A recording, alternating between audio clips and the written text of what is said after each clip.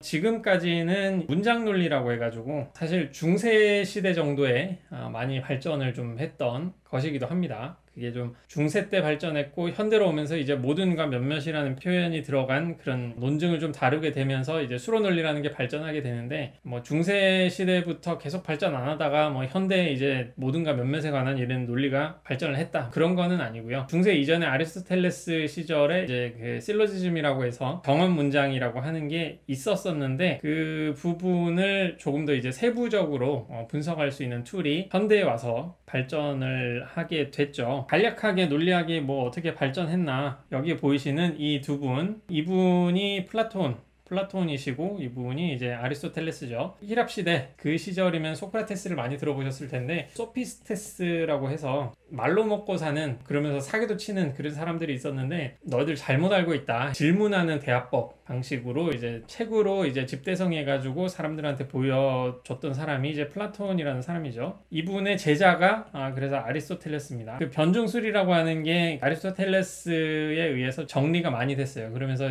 정언 문장이라고 하는 실로지즘이라고 하는 모든 A는 B다, 뭐 이런 거 들어보셨을 거예요. 어느 A도 B가 아니다, 뭐 이런 종류의 문장들의 관계에 대해서 이렇게 적는 부분이 있는데, 그런 방식으로 거의 최초의 논리학의 관계를 파악하는 그런 자료로는 남아있죠. 그 이후에는 중세시대로 가게 되면은 뭐 철학의 무덤이다, 뭐 그런 식으로 좀 나오긴 하는데, 중세시대에는 어떤 논리학 자체를 발전시킨다라고 하기보다는 그 시기에는 이제 신존재 증명 같은 거를 제시를 하기 위해서 좀 많이, 주로 우리가 말한 그 문장 논리 있잖아요. 문장 논리나 명제 논리라고 하는 부분과 거의 유사한 방식으로 좀 많이 발전이 되고는 했어요. 중세 논리 같은 경우에는 거의 최근에야 논리학을 주도적으로 하시는 분들에 의해서 좀 발전이 되기는 했었습니다. 그때 뭐 철학의 무덤이라고 하듯이 논리학이 전혀 발전 안 한 거는 절대 아니고요. 그래서 이제 근세로 오면서 좀 몇 가지 괄목할 사람, 특히 최근에는 인공지능 발달 때문에 다시 한번 주목을 하게 된 두 분이 있는데, 이분은 이제 라이프니츠고요. 이 부분은 이제 조지 불이라고 하는 사람인데, 논증을 집어넣으면 답을 제시하는 그런 기구 같은, 지금으로 말하면 컴퓨터 같은 거죠. 그거를 이제 발전을 시키고 싶다고 했는데,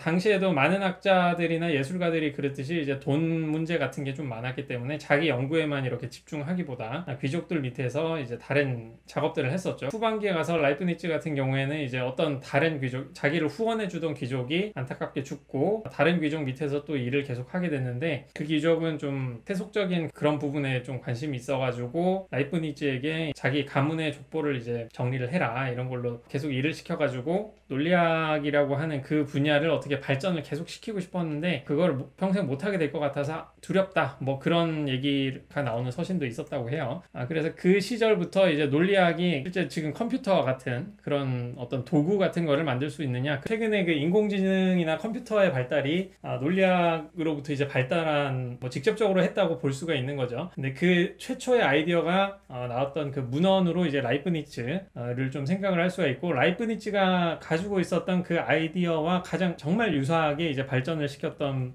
부분이 이제 조지 불이라고 하는 수학자로 보통 알려져 있죠. 특히 뭐 최근에는 논리학 쪽에 수리논리 영역에서도 모형론 쪽으로 간다든가 하면은 그 대수적인 방식, 문장에 참 거짓 값을 줘서 의미를 주는, 지금 우리가 배우고 있는 그 기본적인 아이디어가 이제 불 시대부터 제시가 돼 오곤 했었습니다. 그래서 정말 논리학에 있어서 뭐 조지 불 이 사람 같은 경우에는 논리학에 있어서 좀 우리나라에서는 별로 안 다루는 경향도 있지만 정말 중요한 그 학자 중에 하나고요. 그래서 근세 시대에 그런 아이디어들이 하나씩 이제 발전을 해오기 시작했었는데, 이렇게 발전을 해오고는 있었지만 뭔가 완전히 체계적으로 뭔가 문장을 분석한다든가 어떤 규칙을 제시한다든가 그런 부분에 있어서는 좀 부족한 감이 있었었죠. 그런 하에서 20세기 초반, 19세기 후반으로 들어오면서 몇 가지 아주 특별한 특수한 일들이 조금씩 있기 시작했었는데요. 수학 기초론이라고 하는 분야가 좀 발전하기에 이릅니다. 그 시기에는 특히 그 정수론이나 그런 부분에 있어가지고 무한을 다루는 그런 방식들이 있었는데 좀 세부적으로는 말씀을 지금 못 드리겠네요. 근데 테일러 급수나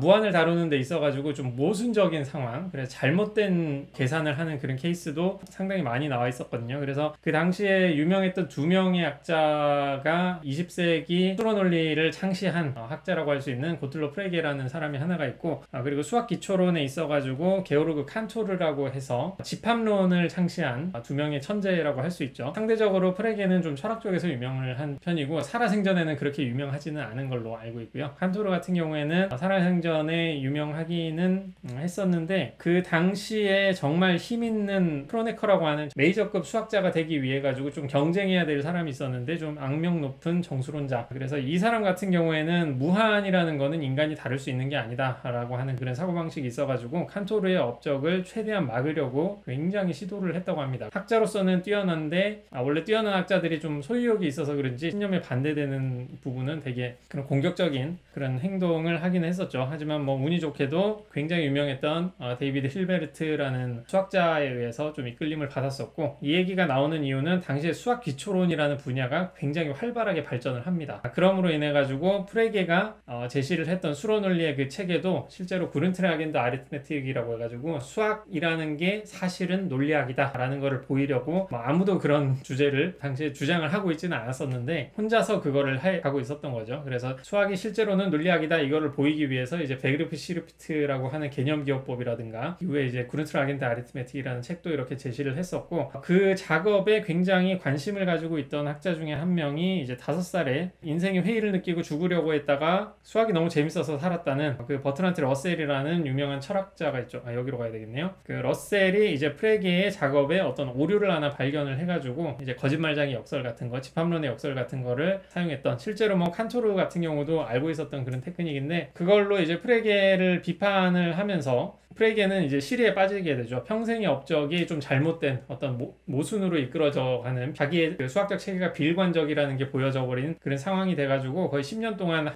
연구를 계속 안 하고 있다가 그 이후에 이제 구른트 게세체라고 하는 책을 또 내면서 수학 기초론을 또 따로 이제 또 내고는 하는데, 그거를 러셀이 이제 공격을 하고 내가 이겼다라고 하면서 그 당시에 또 책을 냈던 게 이제 프린시피아 매스메티카라고 해가지고 상당히 유명한 화이트헤드라는 수학자하고 같이 이제 그 책을 낸 거죠. 그리고 마찬가지로 이제 힐베르트 같은 경우에도 동료와 함께 수학 기초론과 관련된 이 책을 내기를 또 합니다. 중요한 건 이제 칸토르 같은 경우에도 집합론을 발전시키면서 그 무한을 이제 설명할 수 있는 툴을 만들어 냈던 거고, 프레게 아이디어를 이제 빌려와 가지고 그 러셀 같은 경우에도 프린시피아 매스메티카를 통해 가지고 수학 기초론을 이제 발전을 시키는 거죠. 그 과정에서 이제 논리학이라는, 그 당시까지는 이제 문장 논리라든가 그렇게 크게 분석을 하지 않았는데 이런 과정에서 수로 논리라고 하는, 얼굴 위에다가 하니까 좀 그렇네요. 프레디킷 로직이라고 하는 분야가 수로 논리를 발전시키겠어 라고 하는 게 아니라 이 수학 기초론을 발전시키는 그 과정에서 이게 굉장히 이제 발전을 하게 되는 거죠.